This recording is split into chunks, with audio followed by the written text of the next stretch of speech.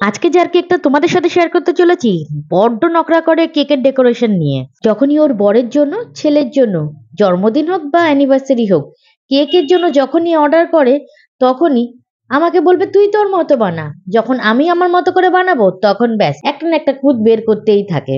তাই ওর কেকটা বানানোর আগে আমি খাতা পেন নিয়ে ওর সামনে বসেছিলাম, বল কি কি ডিজাইন তোর কেকে করতে হবে। কি সুন্দর শান্ত শিষ্ট নিপাট এক ভদ্রমহিলার মতো বললো, তোর যেরকম ইচ্ছা বানিয়ে দে, এটা তো আমার জন্মদিনের কেক, তোরা গিফট করবি, এখানে আমার কিছু বলার নেই। আমি ভাবলাম পুরো পাল্টি খেয়ে গেল। তবে এতদিনে তো বুঝে গেছি কি পছন্দ আর কি পছন্দ না, তাই আমি আমার মনের মতো করে তো করছি, কিন্তু ওর জিনিসটা মাথায় রেখে।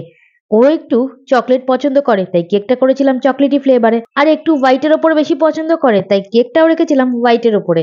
আর ট্রেন্ডিং এ রয়েছে এই রকম কার্টুন থিমের কেক, তাই একটু ট্রেন্ডিং ও অ্যাড করে দিয়েছি। এবার পুরো কেকের ডেকোরেশনটা দিকে তোমরাই বলো কেকের ডেকোরেশনটা তোমাদের কতটা ভালো লাগলো। তোমরা যারা আমার কাছে কেকের ডেকোরেশন শিখতে চাও বা বেকিং এর কোর্স করতে চাও তারা অবশ্যই আমার সাথে কন্ট্যাক্ট করে নিও।